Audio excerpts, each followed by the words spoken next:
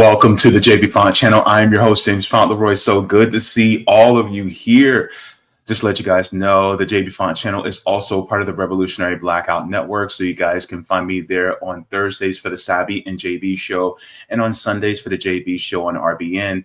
And you can find me here every single Tuesday at 2 p.m. Eastern Standard Time. So good to see all of you here for this reading. I am glad to be back to be doing this education work as well. So just to let you guys know, if you guys have not, please go ahead and give a like to the stream. This helps me out to be able to reach more people so that we can all learn together. So thank you very much for that. Also, if you guys would like to, you guys can also subscribe to my Substack at jaybefaunt.substack.com. This gives you email notifications whenever I go live, upload clips, or write any articles, just like what I'm doing here with the reading. So thank you very much for that. What are we doing today? Well, it's going to be a reading, like I said earlier. You guys have already guessed it from the thumbnail. We're going to be reading again, Prejudential, Black America and the Presidents by Margaret Kimberly. We're going to be covering sections 4 through 7. And this is going to be a very interesting reading because there's some parallels today that I think that we need to really examine. Look, history may not repeat itself, but it damn sure rhymes. So with that, we're going to get into it with Prejudential by Margaret Kimberly. And shout out to Margaret Kimberly as well for this book. I have really been enjoying it. It's been very educational for me and enlightening. So I'm going to, at the end of reading this, I'm going to have Margaret Kimberly on so we can actually discuss the contents of the book and her motivations and, you know, her experiences in writing this book. So can't wait to get into it. So we're going to be ending this particular section of the beginning of the first 5 presidents, which I think is really important. So we're in the section of 1789 to 1825, the founding fathers, as you guys can see here. And so right now we're nearing the end with James Madison, section 4. Okay. Ready to get into it? Got your tea? I got my tea. Ready to go.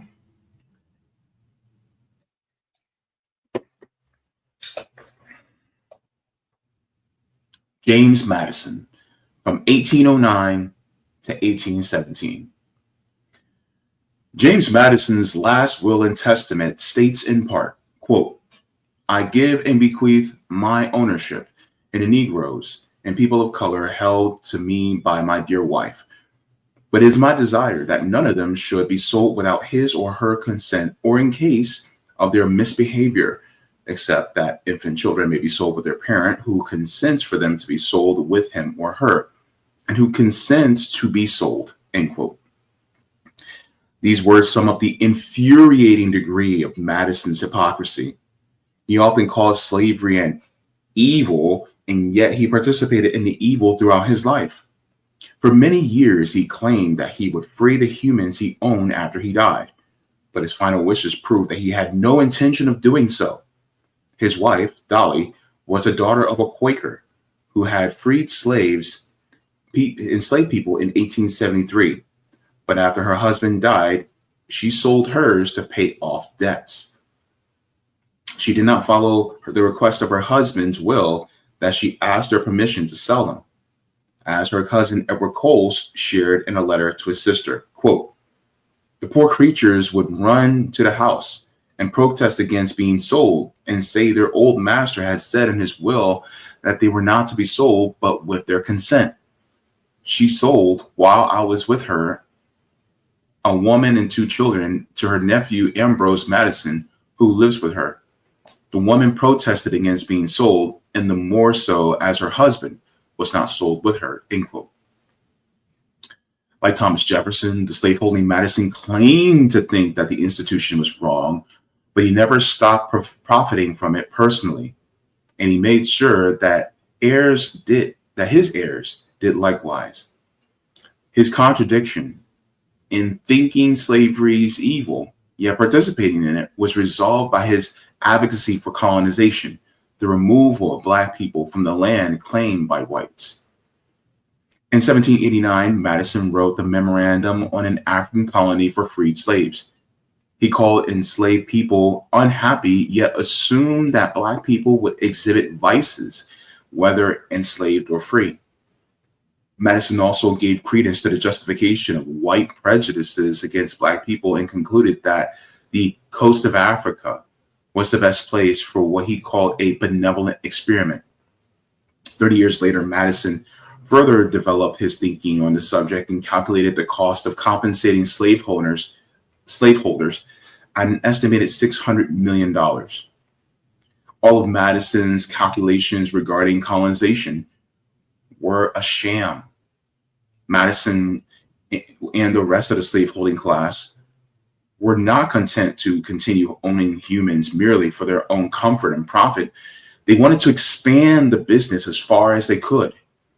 Madison continued to work of his predecessor by grabbing more territory, claiming West Florida as an American territory in 1810 by arguing that it was meant to have been included as part of the Louisiana Purchase. And even those close to Madison apparently did not trust his pro-manumission rhetoric. Consider the case of Edward Coles. So one of the things I wanted to do is I was confused about this word manumission.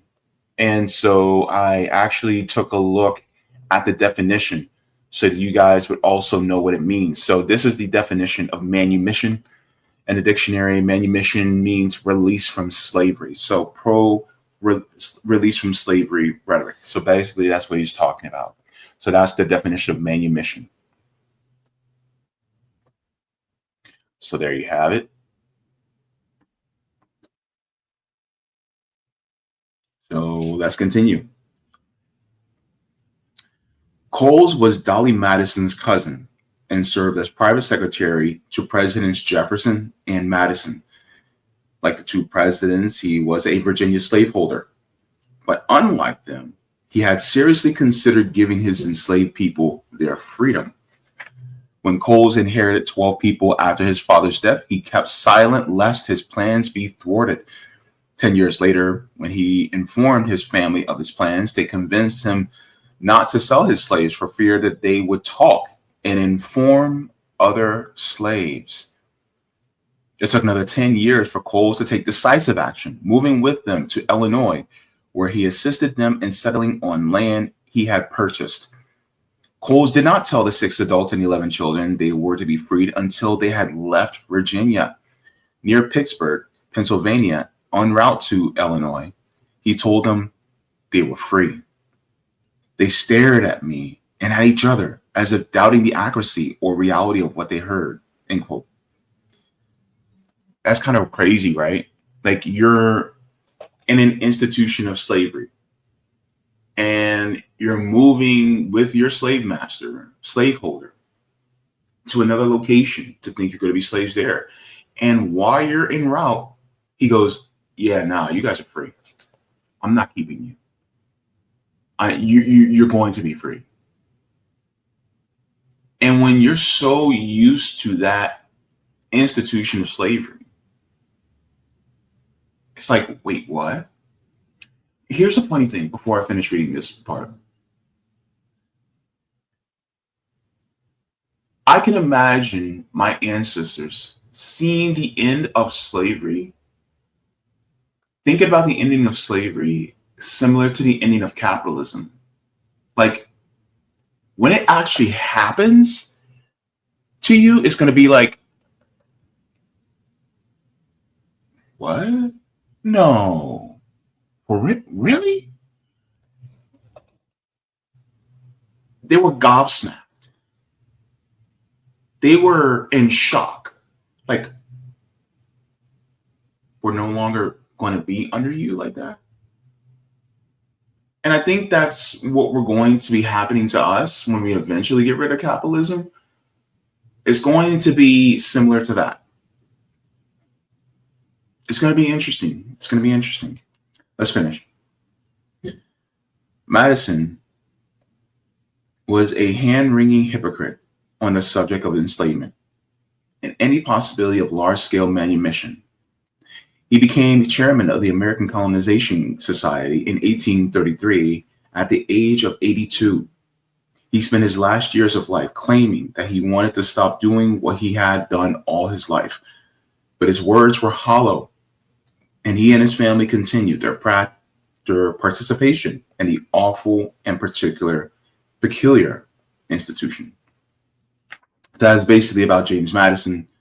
So Madison basically was he was, rhetorically against slavery, but at the same time, he still participated in it. This reminds me of people like Rokana, who have all these investments and all these big corporations, but yet he talks about corporate power and how we shouldn't be invested in, how Congress, shouldn't be invested in corporate power, but yet he is.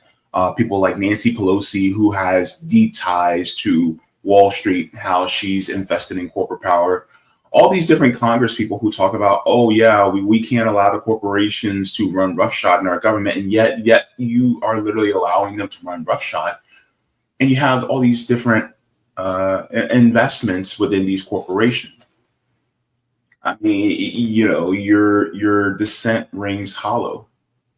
And here's the thing, it's not like they're not set for life just with their salary being Congress people. It's like once after 5 years, you get a pension. You get an automatic pension after 5 years of being in Congress. People like Cori Bush and Jamal Bowman, I think they lost just shy of their 5 years, so they won't get that pension. But AOC is going to get the pension. I think Ilhan Omar is going to get the pension. Rashida Tlaib, I think they're all going to get their pension. So even if they got voted out of Congress, they still get the pension for the rest of their life. They still get that gold-plated healthcare, right? They still have access, plus they were in Congress, so they still can make their money, in speaking engagements and all these other different things. So they're set for life. And so, yeah, but that was James Madison. Let's move on to James Monroe, number 5, the 5th president of the United States, James Monroe. Ready? All right. James Monroe, 1817 to 1825. James Monroe was the last of the founding fathers to be elected president. Like Washington, Jefferson, and Madison, he was a Virginian and a slaveholder, owning 75 persons. Monroe presided over further expansion of the country with the purchase of the remaining Florida territory from Spain and began the removal of American Indians in the Southeast. He played a role in many horrible events that resonate today. In 1817, President Monroe and his partner in crime, General Andrew Jackson, decided to kill two birds with one stone. They plotted to attack Seminole Indians in Florida territory who were aiding escaped slaves from Georgia, Alabama, and South Carolina. I'm going to read that part again. They plotted to attack Seminole Indians in Florida territory who were aiding escaped slaves from Georgia, Alabama, and South Carolina. The indigenous people were our allies for the most part. So it talks about how Black and Brown alliance, oh baby, this goes back hundreds of years. This goes back hundreds of years.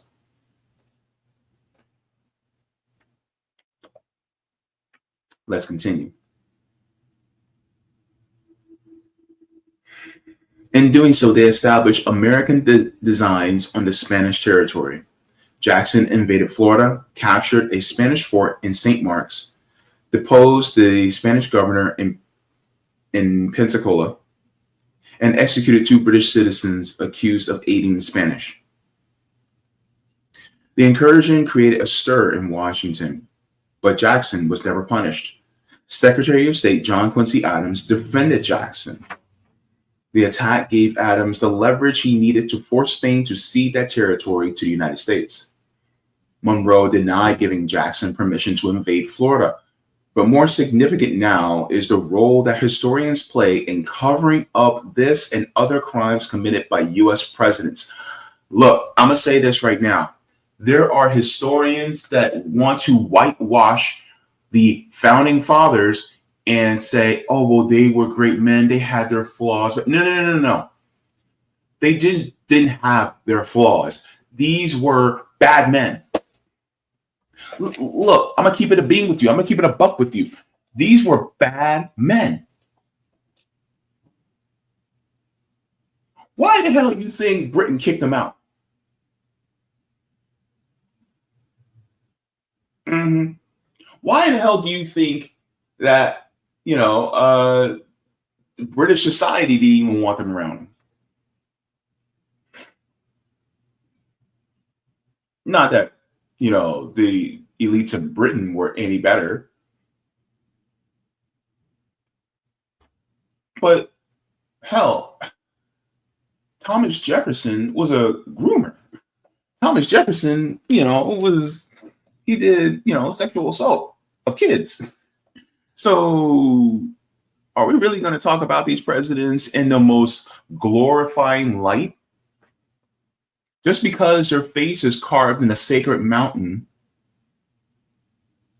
that was actually revered by the indigenous people of the land, but then tarnished by colonialists, doesn't mean that they're good. Just because there's monuments and statues and they're named after schools and streets named after them and states named after them, doesn't mean they're actually good people. History is written by the victors, but just because they're victors doesn't mean they're actually good.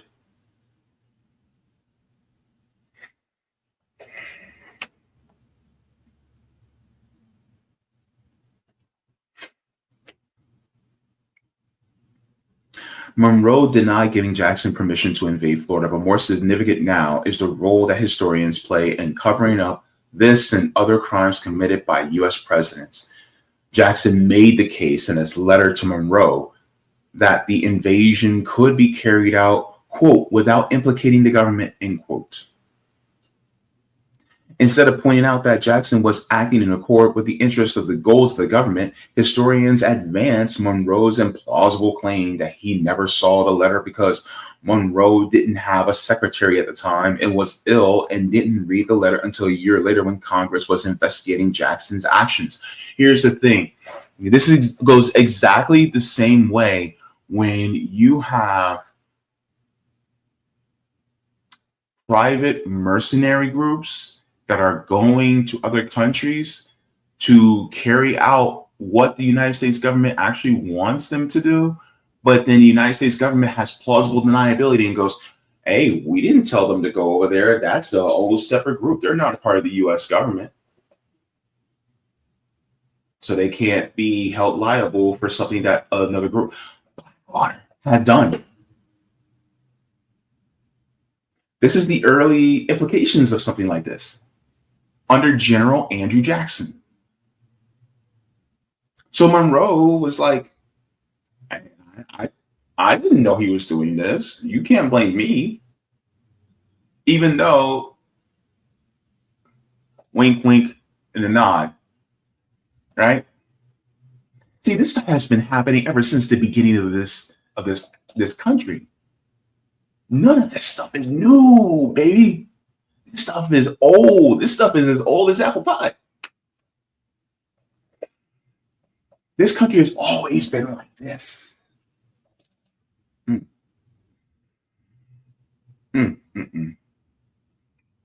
Let's continue. Like most white Americans of his day, Monroe was fearful of the presence of the minority Black population who were free. He and other slaveholders, including Andrew Jackson and Francis Scott Key. Wasn't Francis Scott Key the person who wrote the wasn't Francis Scott Key who wrote the he wasn't the one who wrote the national anthem, was he? Hold on. Francis Scott Key. Um, yeah, he wrote the Star Spangled Banner. Yeah, that Star Spangled Banner that everybody sings, the one that was made even more famous and considered to be more majestic when Whitney Houston sang it back in the early 90s for the Super Bowl. That Francis Scott Key, yes, a slave owner who wrote the Star Spangled Banner. This is deep.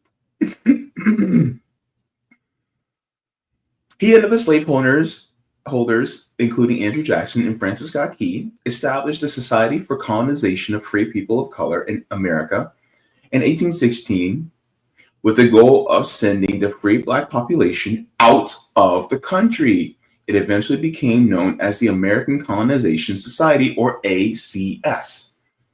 A historical irony exists in the fact that Monroe's role in the founding of the ACS led to his name being forever linked to that of an African country.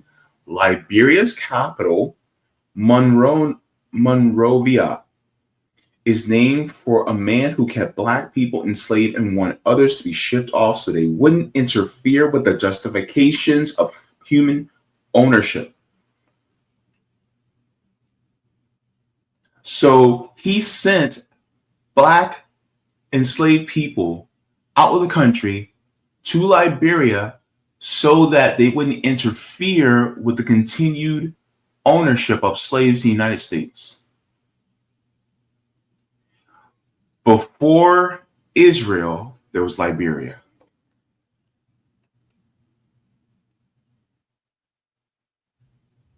Because racists sent off free Blacks to another country so they wouldn't have to deal with them. Just like Britain and a lot of these other European countries sent off Jewish people to Palestine because they were anti-Semitic to their hearts and didn't want Jewish people to be around them. So they shipped them off, right? See the duality here? History may not repeat, but it damn sure rhymes. Okay, let's continue. At the same time that Monroe was promoting settler colonialism, he also oversaw the expansion of slavery in the recently acquired territories. The Missouri Compromise of 1820 did two things.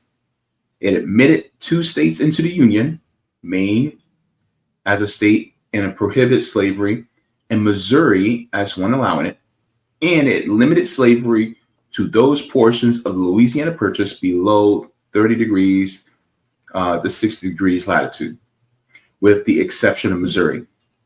These machinations kept in place the precarious balance that allowed Northerners to think of themselves as enlightened and give Southerners the incentives to ask for more.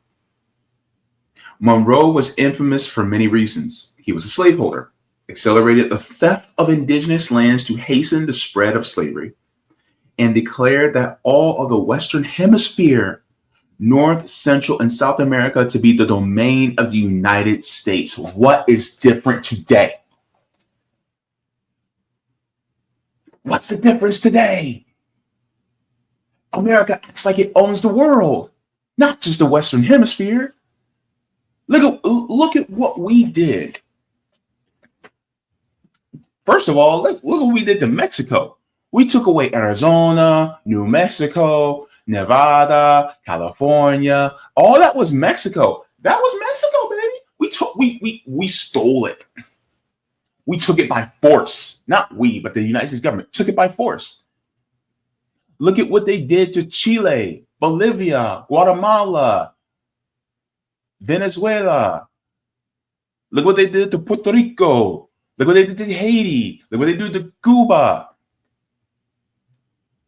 Look what they did to all these countries. The United States treats basically Central and South America like its own, playground to expand its power.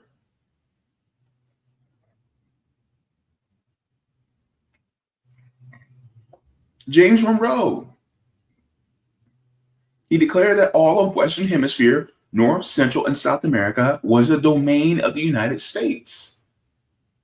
That objective has not changed at all. At all.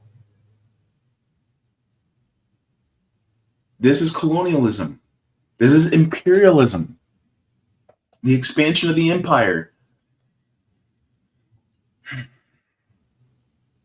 The policy that came to be known as the Monroe Doctrine was buried in the annual message to the Congress on December 2nd, 1823. Quote, the occasion has been judged proper for asserting, as a principle in which the rights and interests of the United States are involved, that the American continents, by the free and independent condition which they have assumed and maintained, are henceforth not to be considered as subjects for future colonization by any European powers, end quote. In other words, any further efforts by Europe to colonize parts of the Americas would be treated as acts of aggression. So, let's say France tried to take over the area that we now know as Venezuela, Colombia area, right? The United States would see that as active aggression against them. Even though that's not the United States, but the United States lays claim essentially over the entire Western Hemisphere. That's the Monroe Doctrine. Because the United States thinks that they own all that.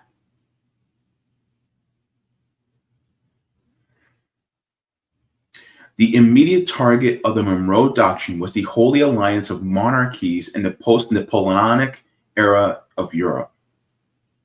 Historians have characterized the policy as the world's only liberal democracy, the United States, taking a stand against autocracy. But it must be remembered that at this time, free blacks did not enjoy equal protections and rights, and the millions of enslaved were regarded as property with no rights at all. Moreover, future American presidents will repeatedly cite the doctrine to support and justify U.S. aggression. The Eisenhower administration used it to justify a coup against the democratically elected government of Jacob Arbenz in Guatemala in 1954. Ronald Reagan used it in an effort to subvert left-wing governments in Central America. In 2019, Donald Trump's national security advisor, John Bolton, asserted in an interview that the U.S. would have the right to take action against leftist governments in Venezuela, Cuba, and Nicaragua simply because they are in the Western Hemisphere. The Monroe Doctrine is still being used to this day. Hell, look at the sanctions that are happening in Venezuela under Joe Biden.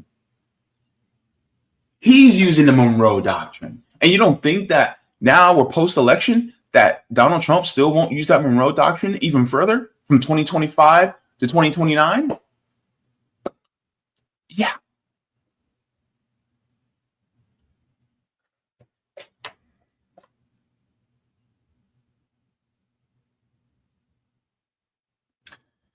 In this administration, he said, we're not afraid to use the word Monroe Doctrine, a legacy that ought to have been thoroughly discredited. It is instead used to commit aggressions nearly 200 years later.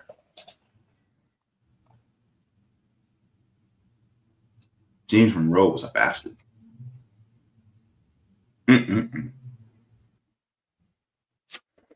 Now,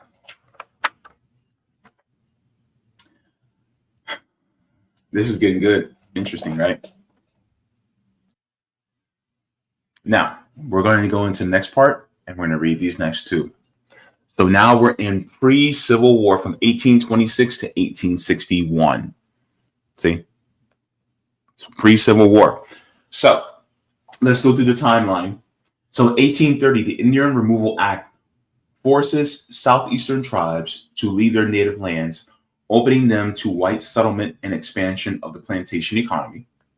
1831, William Lloyd Garrison begins publishing The Liberator, a weekly newspaper that advocates the complete abolition of slavery. 1831, Nat Turner, an enslaved African-American preacher, leads the most significant slave uprising in American history. True story. So, 1839, 53 Africans on board the slave ship Amistad revolt against their captors, killing all but 2 crew members. A lot of people today would probably call them terrorists.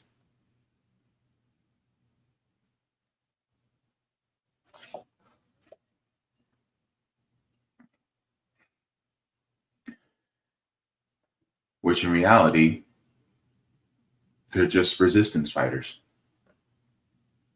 1851, Sojourner Truth gives her famous Ain't I a Woman speech at a convention for women's rights. 1857, the Dred Scott decision denies citizenship to all Black people. 1859, John Brown's raid. John Brown's raid on Harper's Ferry, Virginia, sets the stage for the Civil War. John Brown was a real one. John Brown was a white man that saw slavery for the evil that it was, and he smoked some folks. Particularly, he smoked some white people or Black people. Be like John Brown. 1860, Maine, New Hampshire, Vermont, Rhode Island, and Massachusetts allow free Black people to vote. 1860 again, there are about 4.4 million Black people in the United States, and 448,000 are considered freedmen. So there were 4.4 million Black people in the United States. I just looked up the population in 1860, and the population of the United States is just over 30 million. So give or take about 11-12% of the population are Black. Interesting how the population has not varied for at least 200 years.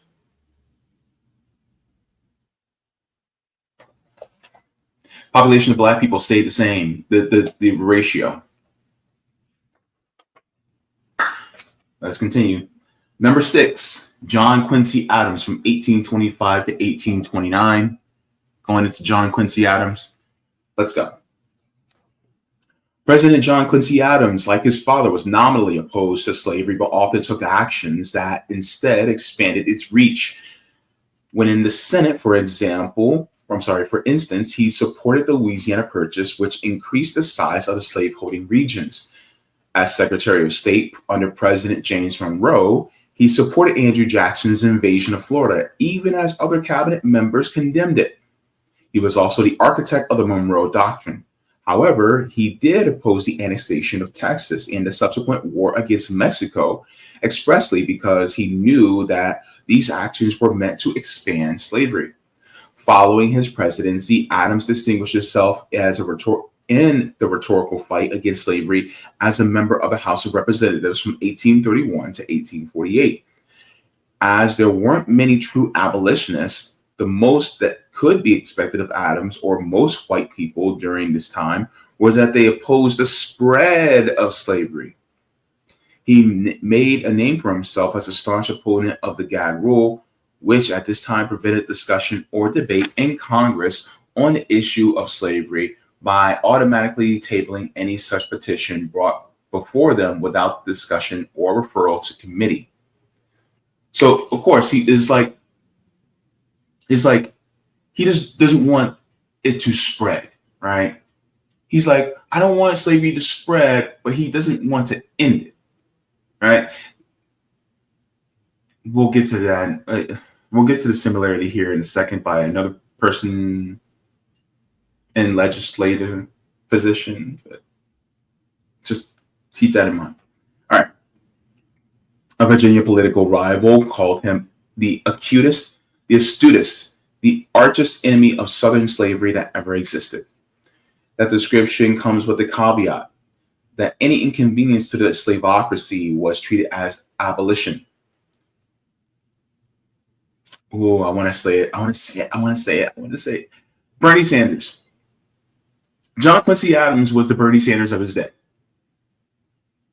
Bernie Sanders talks a good game against capitalism, but he really just wants to put a bridle on it, guardrails on capitalism, but he's not actually anti-capitalist.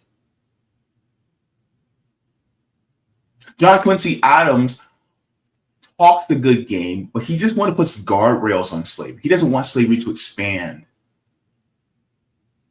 You see the similarities, right?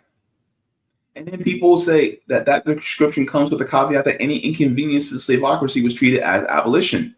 You can switch that to the description that comes with the caveat that any inconvenience to capitalism was treated as socialist. And everybody's like, oh my God, Bernie's a socialist. No, he's not. No, he's not. Because if he was, then he'd be trying to end capitalism. He's not anti-capitalist. He wants to put guardrails on it. He's still somebody that advocates for capitalism. He just wants capitalism to treat you nicely. John Quincy Adams was not against slavery. He just wanted slavery to not expand. He just wanted you to be treated just a little nicer under slavery. You see the parallels? History may not repeat itself, but it damn sure rhymes. John Quincy Adams was the Bernie Sanders of his day.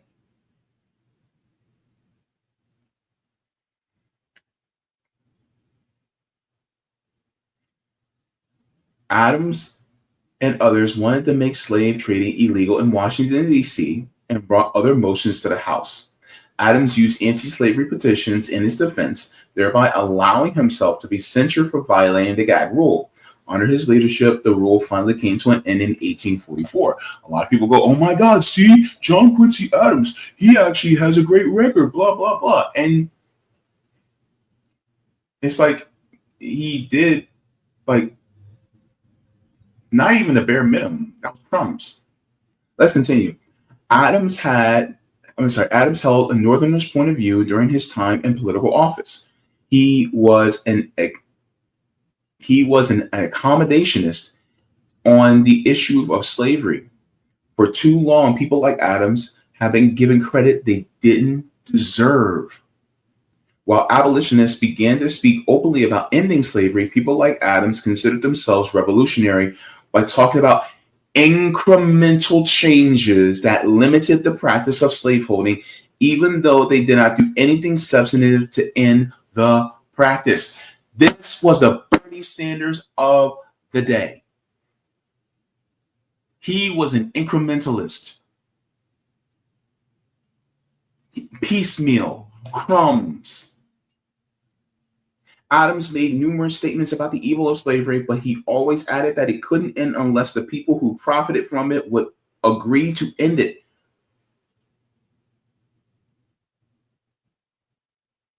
Bernie Sanders will always talk about how all the dangers of capitalism, how, greed and profit and all this other stuff. But then he goes, oh, we just need the billionaires to pay their fair share. No. They got that money through theft by exploiting the workers and taking their surplus labor. So it's not the pay their fair share. That's like me having a bank account and you steal all the money in my bank account, but then you see that, well, I don't have any food for today, so you give me $50 so I can eat for a couple days. Instead of giving me all my money back, you tossed me a few bucks out of what you stole from me.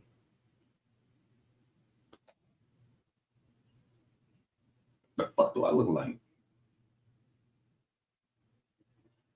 That's what Bernie Sanders is advocating for. This is what John Quincy Adams is advocating for, right? This is what makes it so egregious. Here's what John Quincy Adams says. He says, I desire not to interfere with the institutions of slavery where they are established. I would not abolish slavery without due regard to indemnify the slaveholder for his loss, and to avoid the necessity for that would begin the process with a generation yet unborn. I adhere to the stipulations of the Constitution of the United States, which I have pledged my faith to support. And I can't lend my hand to no project for the abolition of slavery in these United States without the consent of their masters.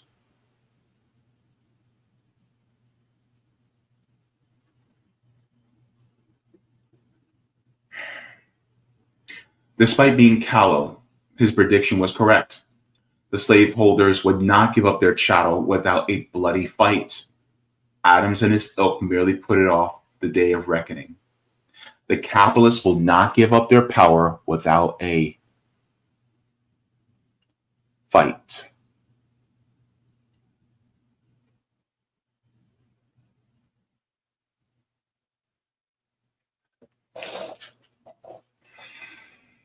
Adams himself moved from the saying that slaveholders were kind to saying that slavery was a great evil and that would end, but only by first breaking the nation apart. He thought it unlikely that the Missouri Compromise would end debate over slavery, writing in 1820, quote, "The presidents think this question will be wrinkled away by a compromise, but so do not I. Much I am mistaken if it is not destined to survive his political and individual life and mind," end quote. Instead, he called the Missouri Compromise a mere preamble, a title page to the great tragic volume. Adams' most positive role in U.S. history took place years after his defeat by Andrew Jackson in the 1828 election. In 1839, the Spanish schooner Amistad held newly captured Africans to Cuba. Yes, that Cuba. As it prepared to sail from one part of that island to another, the captives, led by a man named Sink, took control of the ship, killed all but 2 crew members, and directed the survivors to return to their homeland. The sailors did not navigate toward Africa, instead went north to the United States, where the ship was captured off the coast of Connecticut. Adams argued for the Africans in the 1841 Supreme Court case that gave Sink and the others their freedom.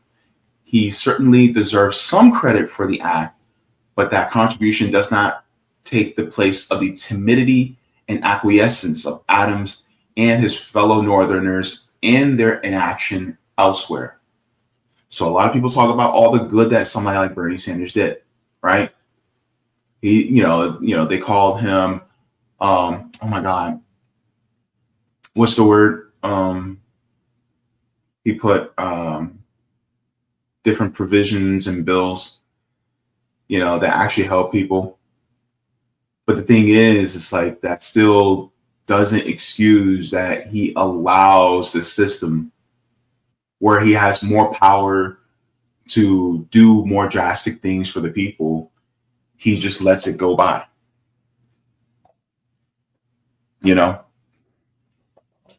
Think about like what's going on with in Gaza, or think about how he advocated for somebody like Kamala Harris. He stood by her, but now he's waving his finger at Kamala Harris and the Democrats, when it's like, why didn't you do that beforehand?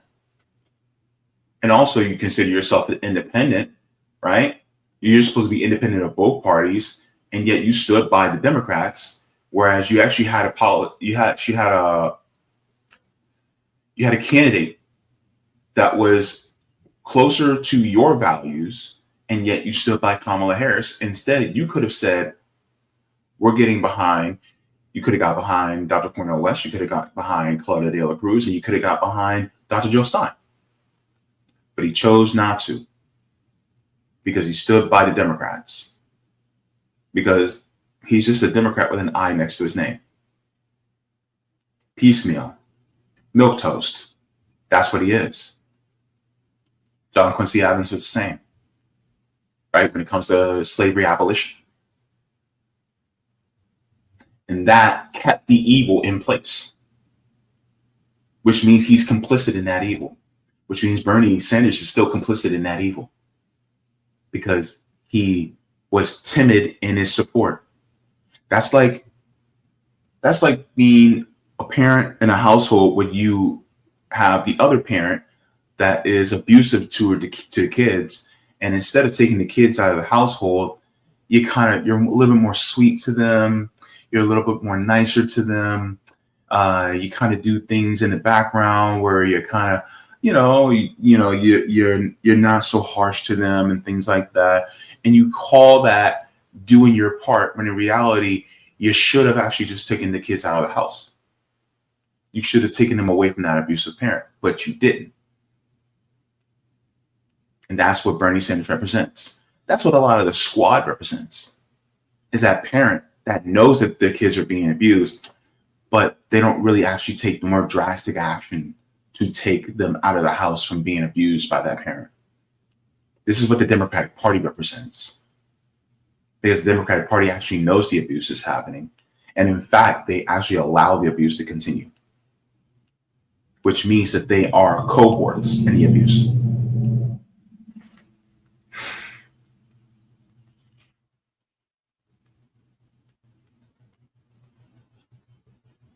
While in Congress, Adams led the charge against the annexation of Texas, an issue that was a direct result of slavery expansion. Slaveholding Southerners had been migrating to this Mexican province for years in the hope that it would eventually be annexed by the United States. When Mexico abolished slavery in 1829, yes, Mexico abolished slavery before the United States, the migrant slaveholders revolted, and after winning military victory in 1836, they declared themselves to be an independent nation. The Republic of Texas rewrote its constitution, declared slavery legal, and partitioned to be annexed by the United States. Adams and others managed to delay the inevitable until 1845. John Quincy Adams was, as apologists say, a man of his times. He contributed to slavery and conquest by white settlers. On only 2 occasions with respect to the Armistead case and the annexation of Texas did he do the right thing, and only after he was no longer president. The truth is that Adams realized, as his fellow early presidents, that slavery in a moral sense is an evil, but as connected with commerce, it has important uses, which dictated that their opposition to it would be minimal. Think of Bernie Sanders, right? The truth is that Sanders realized, as his fellow early presidents and cohorts, that capitalism in a moral sense is an evil, but as connected with commerce, it has important uses. Because, well, what does Bernie always say? If you make a great product and you design something good and you make a lot of money on it, good. You just need to pay your fair share. But the thing is, he doesn't realize that a lot of the building up of it also includes exploitation of workers in order to make that much money. So really, did they actually make it legitimately through their own powers, or they exploit people in order to build it up to make more money for themselves? We're going to do one more. I really want to get to this one, right? Please make sure to give a like, all right? Let's go to the bastard of bastards. Number 7, Andrew Jackson. Oh, he was a bastard. He was a bastard. The guy that's on the $20 bill, yeah, that Andrew Jackson.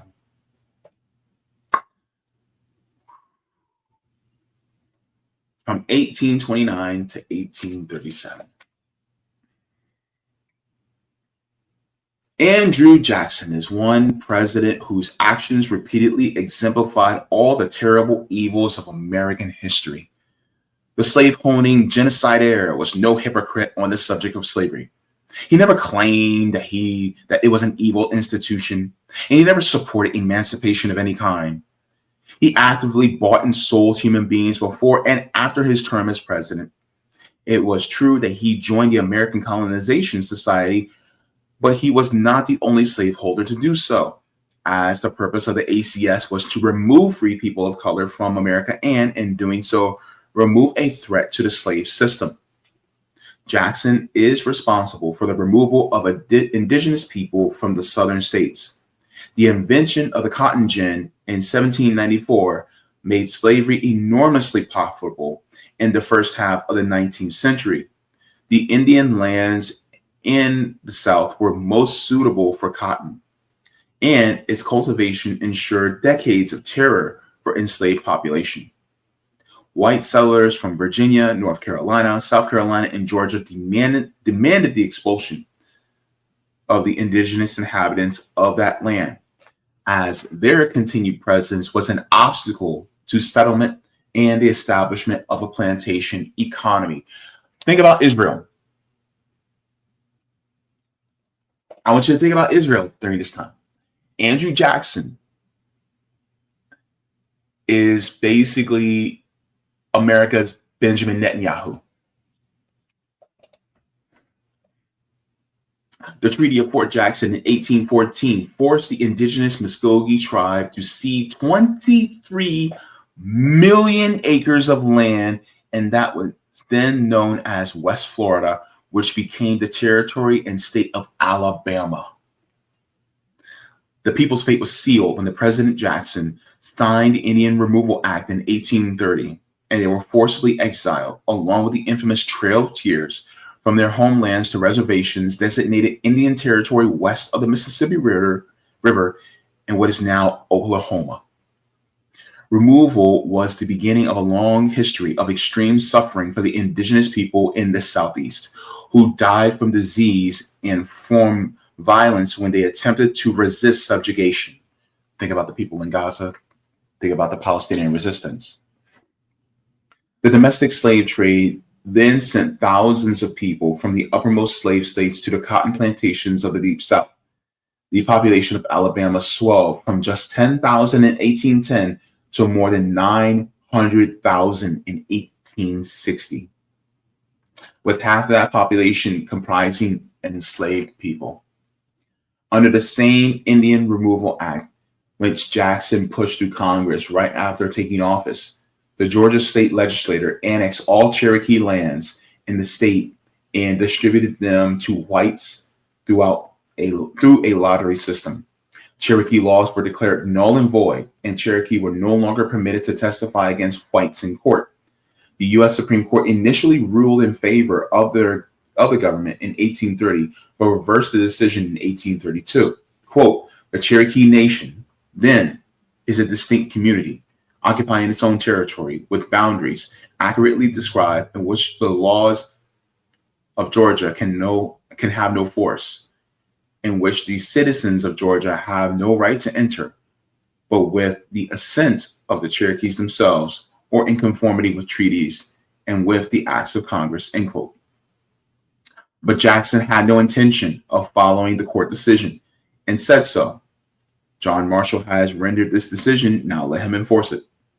The only enforcement in this case was carried out against the Cherokees. In 1835, the remaining members of the tribe were driven out of the southern states and forced on the Trail of Tears to Oklahoma. More than 4,000 perished during this relocation enforced by Jackson's government. The other so-called civilized tribes, Creek, Choctaw, Chickasaw, and Seminole, were also driven from their ancestral lands. They were called civilized because they conformed to white culture. Some were even slaveholders themselves, but their lands were valuable to people who would make slavery even more profitable.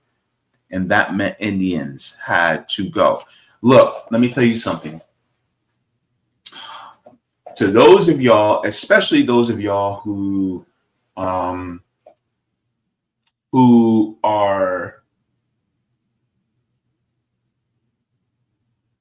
those of you who are take somewhat of a xenophobic or transphobic or homophobic type of mindset when it comes to marginalized people, and you are marginalized yourself, just because you help white supremacists and xenophobes and people like that to get rid of the other, doesn't mean they won't get rid of you. Because Even some of the indigenous Native Americans that owned slaves, they were still kicked out too. They participated thinking that, well, we can be like them and then they won't kick us out. Well, yeah, that didn't work out for them either. History may not repeat itself, but it damn sure rhymes.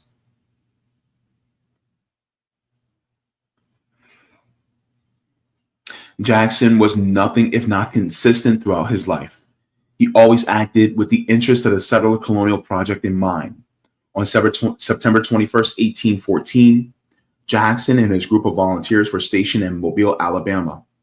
He was committed to preventing the British from winning New Orleans during the War of 1812. He issued a proclamation titled "To the Free and Colored Inhabitants of Louisiana." Jackson invited free blacks to join the army in their own regiments. He promised them the same bounty in money and lands now received by white settlers of the United States, vis-a-vis $124 in money and 160 acres of land. But the right hand took what the left had given. Jackson assured Louisiana's Governor Claiborne that he enrolled these free people because he feared that they would join the British war effort to rise up and attack the white population. We must be prepared to act with promptness, or Mobile in New Orleans by a sudden attack may be placed in the hands of our enemies, and the Negroes, stimulated to insurrection and massacre, may deluge our frontier in blood. So he didn't do that out of the kindness of his heart. He did it really just to go against the British. Jackson was honored during his lifetime with the naming of Jackson, Mississippi. That was in 1821. Jacksonville, Florida. That was in 1832. And numerous other locations for his dubious achievements of removing Indians and advancing slavery. His legacy received the ultimate seal of approval when his likeness was placed on the $20 bill nearly a century after he became president in 1928. Jacksonian democracy was nothing more than slaveocracy in action, a means of getting whites who were not among the elites to become powerful and wealthy through the American slaveholding industry, as Jackson had done himself. The nation's story of conquest and genocide is perhaps the most fully embodied and figure of Jackson, and it is the story of the present day. Jackson represented the staunch white nationalist American settler, and he is greatly admired by many. Less than 2 months after taking office, President Trump traveled to Jackson's home in Nashville and Hermitage and laid a wreath at Jackson's tomb, calling him the people's president. Despite Jackson's wretched history, the effort to cover up his crimes never ends. A closer look demonstrates how eager historians have been to ignore his obvious white supremacist beliefs. In 2015, an initiative was started to include women on the U.S. currency by 2020 to mark the 100th anniversary of female suffrage. A 2016 announcement by the Obama administration's Treasury Secretary, Jack Lew, would have had Harriet Tubman's image on the $20 note alongside that of Jackson, a man who supported slavery she had suffered from and fought against. Having Tubman on the front and Jackson on the back was a misguided attempt to keep the genocide heir in the pantheon while pretending to honor the woman who stole herself and others from the clutches of slaveocracy. In 2017, Trump's Treasury Secretary, Steve Mnuchin, rejected that plan and refused to commit to adding Tubman to any currency. In 2016, former Senator James Webb of Virginia penned an opinion column in the editorial pages of the Washington Post. The ridiculous title, "We Can Celebrate Harriet Tubman Without Disparaging Andrew Jackson," speaks volumes about how Webb and other Americans try to whitewash history. Harriet Tubman should always be celebrated. Jackson should always be disparaged. Any attempt to do both is a vain effort to reconcile the irreconcilable.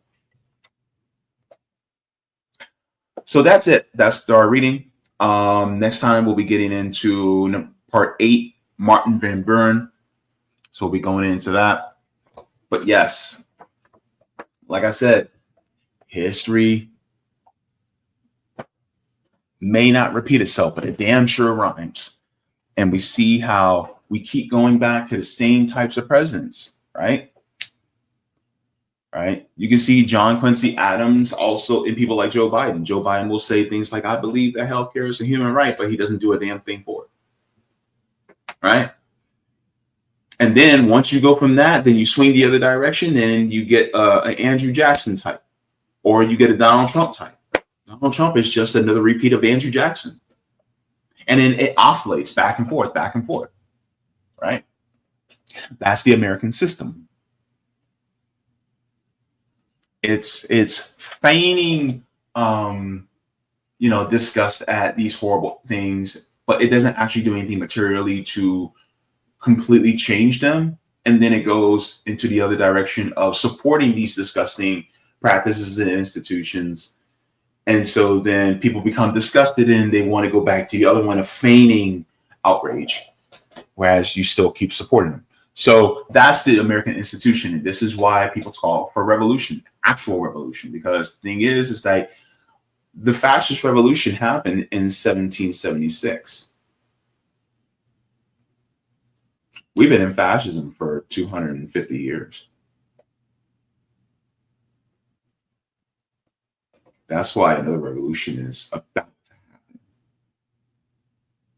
And that revolution will get rid of the real slaveocracy that continues to happen. It's going to clear out essentially what America began to be, a genocidal, chattel slave owning nation. It's time for the workers to be free. So, that being said, go ahead and give this a like. Thank you so very much to everyone for viewing this. Also, just want to give a shout out to the patrons on Patreon, because without you guys, I would not be able to do this work. You guys absolutely make this possible. And so I just want to give you a huge shout out and thank you. And here, my people, are the tiers. So let's go ahead and take a look at it. Thank you very much to Mega Jaybefaunters, Super Duper Jaybefaunters, Super Jaybefaunters, Jaybefaunters. We have Comrade, Solidarity, and JB members. And then with new members, shout out to you, E. Tatum, Marsha Arakawa, and Dennis LaCroix. Thank you so very much. You guys keep the lights on, literally.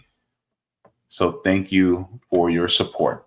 And also, in addition to, and furthermore, just want to let you guys know, my channel is demonetized. So if you like to support the channel, you can support via Patreon or PayPal. And it's deeply appreciated.